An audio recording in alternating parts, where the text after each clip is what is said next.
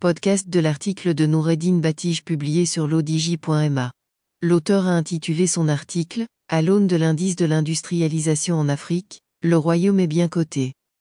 Il commence son article ainsi.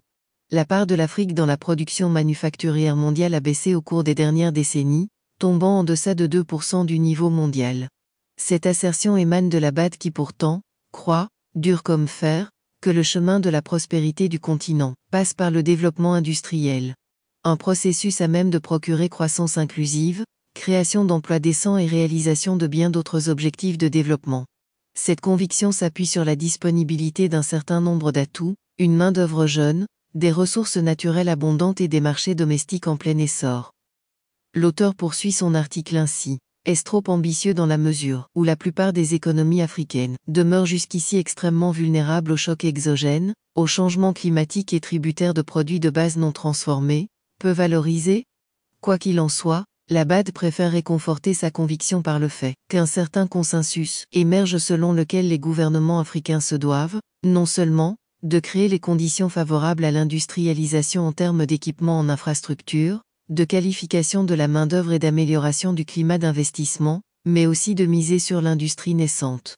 D'autant plus que, durant les dernières années, des pays africains l'ont déjà fait. Qui sont-ils? Que font-ils?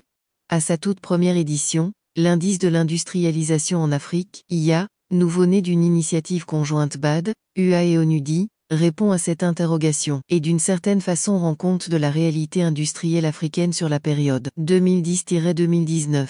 Tels que livrés par la BAD, les premiers résultats de l'IA révèlent qu'en termes de développement industriel, la plupart des pays africains progressent, quoique lentement. À part quelques pays qui ont déjà acquis des capacités de production qualifiées de sophistiquées. Le Maroc en fait partie et est bien coté au niveau du quintile supérieur du classement juste après l'Afrique du Sud et devançant la Tunisie et l'Égypte, Maurice, le Swatini, la Namibie, la Côte d'Ivoire, la Guinée équatoriale et le Sénégal.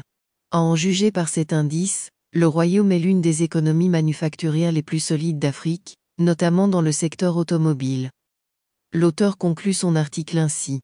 Les chiffres le confirment, entre 2015 et 2018, sa part dans la valeur ajoutée manufacturière totale de l'Afrique passe de 1,7% à 7,6%. Et avec ses 21,2% des exportations d'articles manufacturiers, il devance de loin ses concurrents directs, que sont la Tunisie et l'Égypte. Rédigé par Noureddine Batij, et lu par l'intelligence artificielle de l'ODJ Media. N'oubliez pas de télécharger notre application l'ODJ mobile sur Android et iOS, et de vous abonner à notre chaîne YouTube l'ODJ TV, si vous souhaitez être au courant des dernières actualités, podcasts et émissions télévisées.